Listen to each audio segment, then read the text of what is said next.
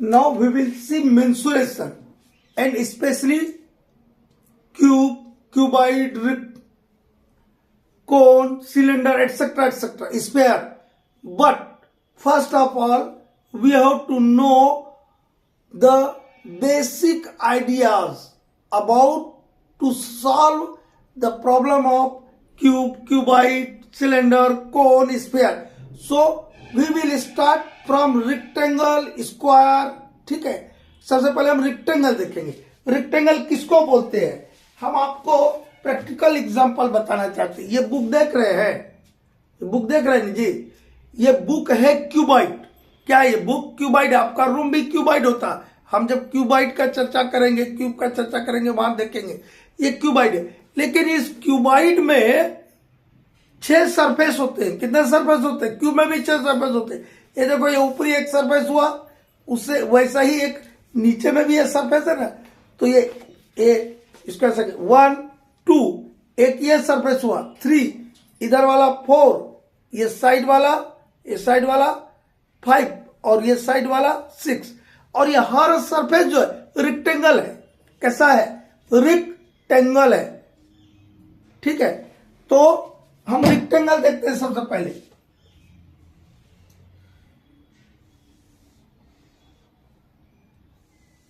ऐसे ही आपका अभी बुक का पेज देख रहे थे आप, ऐसे ही था। तो ये इसको बोलते हैं लेंथ, इसको बोलते हैं ब्रेड्थ। दिक्कत है, ये लेंथ हो गया और ये हो गया ब्रेड्थ। ठीक है, अब हमको रेक्टेंगल में 2 चीज आता है, एक पेरीमीटर और एक एरिया। एरिया सिंपल निकालते हैं हम, area of rectangle, area of rectangle निकालते हैं लेंथ इंटू ब्रेड्थ। ठीक, ये जो लंबाई दिया रहेगा और चौड़ाई दिया रहेगा, दोनों को मल्टीप्लाई कर दीजिएगा तो एरिया निकल जाएगा। एरिया किसको बोलते? ये वाले भाग को एरिया बोलते। ये लेंथ और ब्रेड्थ से घिरे हुए एरिया को हम क्या बोलेंगे? ये वाला हुआ एरिया। ठीक है, ये बुक है, ये क्या हुआ? चौड़ाई, और ये हुआ लंबाई, लेंथ इंटू ब्रेड्थ। इसके अंदर का ये वाला जो भाग है, ये वाला जिसपे हम हाथ घुमा रहे हैं, ये हुआ एरिया। ठीक है, तो इसका एरिया निकालना है, इस पेज का एरिया निकालना है, रूम का एरिया निकालना। रूम कैसे बोलते हैं आप? 10 बाय 12 का रूम है बोलते हैं, मतलब 10 मीटर लंबा 12 मीटर चौड़ा कर दिया, ऐसा बोलते हैं। 8 बाय 8 का है तो वो स्क्वायर हो गया, मतलब 8 मीटर चौड़ा भी 8 मीटर लंबा भी है, वो स्क्वायर हो गया। तो उस रूम के फ्लोर एरिया कितना मिला आपको, वो पता चलता है एरिया से। अब वॉल्यूम से वो कितना बड़ा है, उसने स्पेस में अपने लिए कितना जगह घेरा है, वो बताता है वॉल्यूम को। तो 2 अलग अलग चीज है। ठीक है,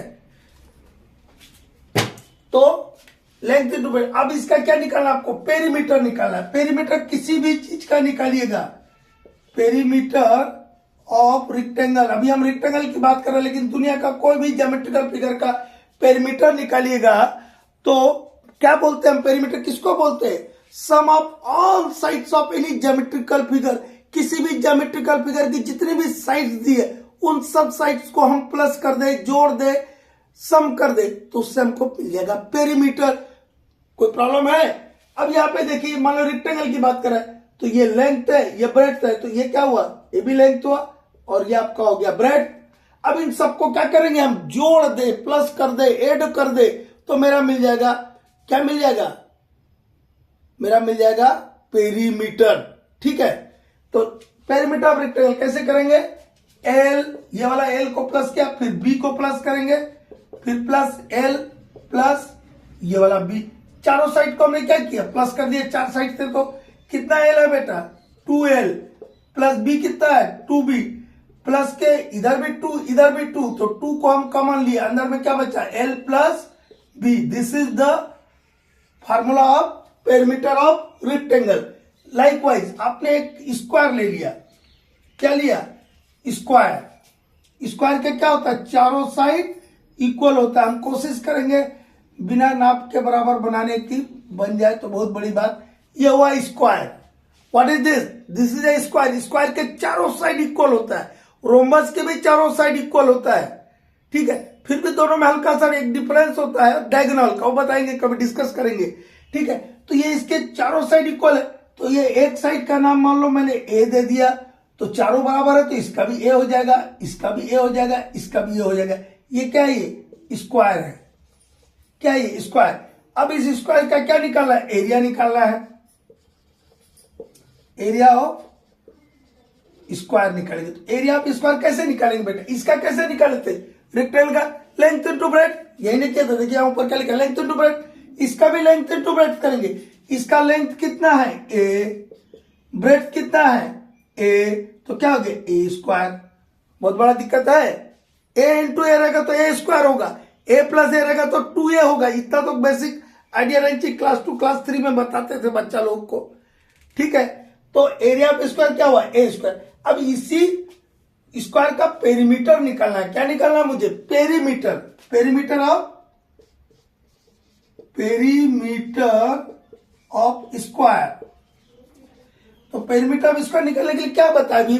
सम of all sides, sum of all sides of any geometrical figure. इसमें क्या साइड है इसका? A plus a plus a plus a. कितने बार लिखेंगे बेटा? 4 साइड है तो 4 बार ए को प्लस कर देंगे। ए plus a plus a plus ए कितना होगा?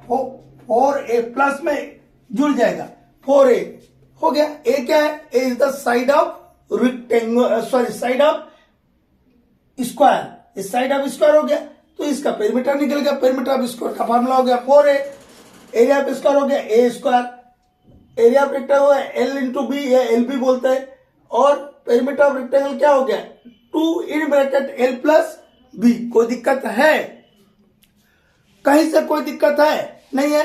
तो अब लेते हैं डिफिकल्ट टाइप के प्रॉब्लम, जो कि रेगुलर स्टूडेंट को भी आते हैं और कंपटीशन के लिए जो बैठते हैं, जिसमें क्वांटिटेटिव एप्टीट्यूड आता है, उसमें भी काम आएगा। ठीक है, वो हम लिखते हैं यहाँ पे, फिर बताते हैं। देखिए क्वेश्चन बड़ा सिंपल सा, समझने में दिक्कत होता है बच्चे लोग को। देखिए क्या लिखा है? ये rectangle is 3.2 metre by 2.4 metre and has same perimeter as a square. ठीक है, find the length of the side of square. क्या बोला? एक रेक्टेंगल दिया है, एक रेक्टेंगल दिया 3.2 metre by 2.4 metre and has same perimeter as a square. और इस रेक्टेंगल का जो है पेरीमीटर स्क्वायर के पेरीमीटर के बराबर है। ये बात दिमाग में आना चाहिए। तो यदि है तो आपको क्या निकालना? Find the length of the side of square. तो साइड ऑफ स्क्वायर को कैलकुलेट करके आपको बताना है। पहला लाइन लेते हैं। A rectangle is 3.2 metre by 2.4 metre. एक रेक्टेंगल ले लीजिए, दिया है कितना दिया? 3.2 मीटर बाय 2.4 मीटर ये रेक्टेंगल दिया है। और अब आपको गिवन कंडीशन क्या दिया है? Given condition is and has same perimeter as a square. बस यही एक मेन चीज है। मतलब दिया क्या आपको? गिवन में क्या दिया आपको? मेन चीज क्या दिया है? गिवन दिया है perimeter of square, perimeter of rectangle. RECT लिख दो, रेक्टेंगल समझ जाएगा। रेक्टेंगल पूरे लिख देता हूं। Perimeter of rectangle is equal to perimeter of square. ये दिया हुआ आपको, बस इसी में आप वैल्यू पुट कर दीजिए। स्क्वायर यहां देख लीजिएगा, बढ़िया से नहीं लिखा है आप। ये दिया है ना, and has same perimeter as a square. मतलब पेरीमीटर ऑफ रेक्टेंगल और पेरीमीटर ऑफ स्क्वायर बराबर है, तब आपको साइड ऑफ स्क्वायर कैलकुलेट करके बताना है। तो पेरीमीटर ऑफ रेक्टेंगल का फॉर्मूला क्या बताए भैया अभी? 2 in bracket L plus B is equal to perimeter of square क्या बताए? 4a। ठीक है, बताए ना। अरे पेरीमीटर कुछ नहीं होता, सब साइड का सम कर देना। स्क्वायर के चारों साइड बराबर होते हैं, 4 साइड होते हैं, चारों को प्लस किया 4a आ गया। ठीक है, इसका 2 लेंथ होता है, 2 ब्रेड्थ होता है, तो 2 in bracket L plus B. अब यहाँ पे वैल्यू पुट कर दीजिए, आपका आंसर आ गया, खत्म कहानी। 2 रख दिया, एल प्लस बी। एल कितना दिया? 3.2 प्लस बी कितना दिया? 2.4 इज इक्वल टू 4a। 2 इनको प्लस करो, 3 2 5 और 0.2 और 0.6 हो गया, 4 2 6 हो गया, 5.6 इज इक्वल टू 4a। तो 5.6 का 2 से इंटू करेंगे, 5 दूनी 10, 11 पॉइंट समथिंग आ जाएगा। हम कैलकुलेट किए 11.2 कितना आ गया, इनको इंटू किया तो 2 इंटू 5.6 का 11.2 इज इक्वल टू 4a। तो a निकाल देंगे हम 11.2 डिवाइडेड बाय 4। ये इंटू वाला इधर आएगा तो क्या में जाएगा, डिवाइड में। ये क्या है, 4a लिखा मतलब 4 इंटू ए है, तो जब इधर आएगा तो क्या हो जाएगा, वो डिवाइड में चल जाएगा। इसको डिवाइड कर दीजिए तो a इज इक्वल टू कितना होगा, 4 3 जा 12 होता है, तो 3 तो आएगा नहीं, 2.8 हो जाएगा। कितना हो गया 2.8, और ये मीटर में है तो ये मीटर। तो ये a क्या निकला बेटा आपका, a is the side of square. Simple सा को प्रॉब्लम था। ऐसा ही क्वेश्चन आप लोग को आजकल रेगुलर स्टूडेंट को भी आता है, कंपटीशन में भी इसी टाइप का आता है। नेक्स्ट क्वेश्चन लेते हैं। ये क्वेश्चन को देखिए बेटा, पहले फिगर को देख लीजिए। ये है आपका रेक्टेंगल, ठीक है।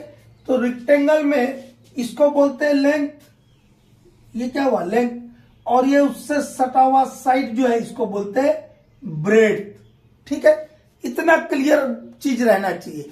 अब देखिए क्वेश्चन क्या बोलता है, the length of one side of the rectangle is twice. ये ख्याल रखना, लेंथ ऑफ वन साइड, इस रेक्टेंगल का एक साइड का लंबाई बता रहा हूं, कैसा है उसका लंबाई, is twice the length of it adjacent side.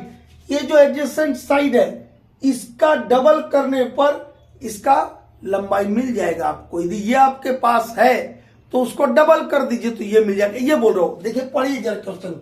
The length of one side of the rectangle is twice the length of its adjacent side. एक कंडीशन है, ये महत्वपूर्ण कंडीशन है, ठीक है। If the perimeter of rectangle is 60 centimetre, इस rectangle का perimeter भी दिया है, कितना दिया है 60 सेंटीमीटर दिया हुआ। पेरीमीटर क्या होता है, सब साइड को हम सम कर दे तो जो वैल्यू मिलेगा उसको बोलते हैं पेरीमीटर। पेरीमीटर दिया 60 centimetre. Find the area of rectangle, तो एरिया ऑफ रेक्टेंगल आपको निकालना है, इसका एरिया निकाल के बताना है। एरिया का फॉर्मूला क्या होता है रेक्टेंगल, एल इंटू बी। तो आपको एल और बी चाहिए ना पहले, तो वो कहां से मिलेगा, एरिया ऑफ रेक्टेंगल तो एल इंटू बी होता है, लेकिन एल इंटू बी आपको क्या होगा, ये जो गिवन कंडीशन है इससे आपको एल भी लाना होगा और बी भी लाना होगा। पहला गिवन कंडीशन क्या है, सबसे पहले हम ये एडजेसेंट साइड आपके पास है क्या, नहीं है, इसको मान लेंगे। लेट एडजेसेंट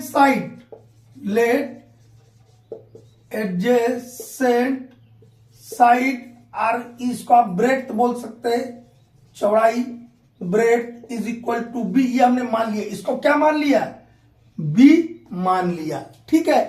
तब अब इस लेंथ के बारे में बोल रहा हूं, लेंथ क्या बोल रहा, the length of one side of the rectangle is twice the length of it adjacent side.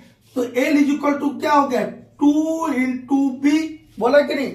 Length कैसा हो गया, इस एडजेसेंट साइड का ट्वाइस, ट्वाइस मतलब दुगुना, तो 2 इंटू बी। ये आपका एक फॉर्मूला निकला। फॉर्मूला मतलब इस क्वेश्चन का एक कंडीशन निकला। लेंथ जो होगा 2 इंटू बी, मतलब लेंथ की जगह आप कितना रखिएगा 2b, और ब्रेड्थ की कितना रखिएगा b। ब्रेड्थ को तो b लिया, लेकिन ये l जो निकला ये कितना निकला 2b निकल गया, निकला कि नहीं। l की जगह कितना रखिएगा 2b, और ब्रेड्थ की जगह ब्रेड्थ, ये कंडीशन में आपको दिया है। If the perimeter of rectangle is 60 centimetre, perimeter of rectangle दिया है, पेरीमीटर ऑफ रेक्टेंगल RECT लिख दिया, मतलब रेक्टेंगल कितना दिया है 60 सेंटीमीटर। और पेरीमीटर ऑफ रेक्टेंगल का फॉर्मूला क्या बताए थे बेटा, 2 in bracket L plus B is equal to 60 centimetre. निकालना हमको एरिया ऑफ रेक्टेंगल है, इसको ध्यान में रखिएगा।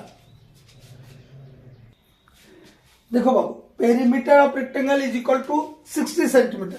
यहां फॉर्मूला हम पुट कर दीजिए, 2 इंटू एल की वैल्यू कितना है, ये यहां इसलिए टाइप का पॉइंट लिख के रखेगा 2b प्लस बी को तो हम क्या लिया, बी इज इक्वल टू कितना हो गया 60 सेंटीमीटर।